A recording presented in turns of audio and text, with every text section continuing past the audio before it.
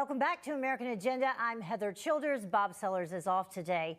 Well, that group of Texas Democrats that ran away from the state capitol and flew to Washington, D.C., well, they're now trying to raise money, about $1.5 million to cover the cost to stay there for a whole month. The group met with Vice President Kamala Harris. They met with a group calling their action a courageous and patriotic act. That's what the vice president said about them, and even compared the renegades to the suffragettes who fought for voting rights for women. And then, after 5 of the runaways came down with the COVID virus, Harris made a mysterious visit to Walter Reed Hospital. But what point was she trying to make by reaching out to this Texas group to begin with?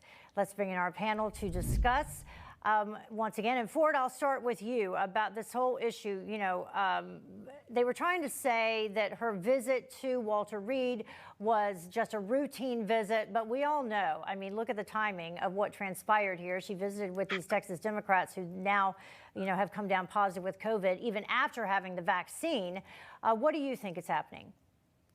Well, the Texas Democrats engaged in a political stunt gone wrong, and now their sort of political acts of cowardice have actually possibly infected the Vice President of the United States. Look, I grew up in Texas, and I know what went on in 2020, and that is you had state officials, particularly in Harris County in Houston, where I'm originally from, unilaterally go around the rules so they could have 24-hour polling places. They could have mail-in balloting. That's where you send a ballot to everyone on the voter rolls, regardless of whether or not they actually requested one. They tried to rig the rules in favor of the Democrats, and now the Texas legislature is trying to close those loopholes. And instead of actually doing their job, they decided to run to the Democratic mothership in the swamp, hide behind Harris and Nancy Pelosi, and yell that the Republicans and the Senate legislative filibuster should be duped. This is the most sublime, ironic situation I've seen in the last 20 years in politics. Melanie, this comes on the heels of, and I believe that we jumped a segment ahead because we were going to do this in the next block, but let's go ahead and talk about it. Kamala Harris, specifically when it comes to her polling numbers that have taken a pretty big hit when it comes to whether or not people think of her in terms of, they have any positive view of her taking over for President Biden. Well, I think it's just like when she ran in the primary, people saw that she was not serious. And everything that she is in charge of, she seems to not be very serious about. Even to her media hits when she's being interviewed and she's asked a question that she's either going to lie about or uncomfortable with, and she has that horrible cackling laugh that she does, which, is like Media Basics 101, something that you don't do. So she's surprisingly unprepared for a lot of the things that she does. And I think people are really starting to get it. It's really frightening that she's a stone's throw away from the presidency. Yeah, and Bobby, when you take a look at some of the things that she's been in charge of, specifically the very first thing, which was immigration and the problems that we're having at the border, which just continues to get worse and worse. Yeah, absolutely. I mean, when she ran for president in the primaries, people looked at this resume and they said, oh, she's going to be formidable. She's the one to watch. As soon as she starts talking, as soon as she starts going over her policies, people said, whoa, step back. On top of that, she was the most liberal senator in the entire United States Senate. Now she's in the vice presidency, and her record speaks for itself. They keep tasking her with these czar jobs, these positions, and she hasn't delivered on any of them, especially, as you said, Heather, on the border. It's been a disaster. So it's no wonder that people think that she can't step up, because that's why she didn't make it through the primary, and no confidence in her to be president. Yeah, and I don't know if we can pull these numbers up from this graphic that we had earlier today showing the polling involving Vice President Harris, but I can tell them to people at home because I found them more than 58%, Ford, say that they're not confident at all in the job that Vice President Harris is doing.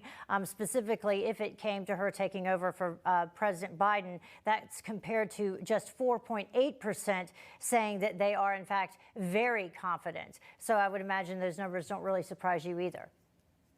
No, they don't surprise me either. And if Joe Biden does not run for a second term, she's not going to be the Democratic nominee. It is quite clear that Democrats, even within the Biden administration, are sending her a message that she is incapable of leading this country. Because when you also look at those poll numbers, they basically tell you in 2024, if she's at the top of the ticket, just about every single Republican on the face of the earth beats her in a general election. And the Democrats know that they cannot continue with Kamala Harris as potentially the standard bearer of their party. Yeah, Melanie, what do you think about it, especially when she's making decisions like she just made over the weekend to meet with, these lawmakers from Texas, and now all of a sudden we have the COVID concern? Like I said earlier, I think it's frightening that she's a stone's throw away from the presidency. For her to compare those Texas legislators to suffragists and to the people who marched for civil rights is outrageous. Like, none of them were starved or jailed or beaten or had the hoses turned on them or dogs. Like, none of that. And they were in a private jet with booze with no masks on. It just shows that she's not serious and that she's not really capable of making serious and important decisions. She's not prioritizing correctly. She was even asked in an interview the other day about her workload, and she said maybe she should start saying no. Like, you're the vice president of the United States. You can't say no. But, I spoke with Dick Morris, Bobby, earlier today, and Dick Morris brought up a good point. Who's leaking out some of this information that's getting out about Kamala Harris? And in his opinion, he thought that perhaps Biden's folks were a little bit concerned that she's kind of, coming out in the forefront a little too much. Yeah, I mean, it's a weird dynamic. I mean, Biden was pretty much forced to pick Harris when he said he was going to go the route of a woman for vice president. The writing was on the wall, but they don't like each other. They never have. You saw that during the debates. But one thing about the Texas legislators meeting with her that I just want to bring up, it's like, what constituency are they representing? Because everybody supports voter ID. And that, I mean, black, white, Hispanic, Democrat, independent, conservative, Republican, they all support it. So this is, like Ford, I think, had mentioned, a publicity stunt that's going to go nowhere, but they're not even representing a legitimate constituency. Yeah. All right. Well, thank you, everyone. Stand by. Coming up, more of American Agenda right after this. Stay with us.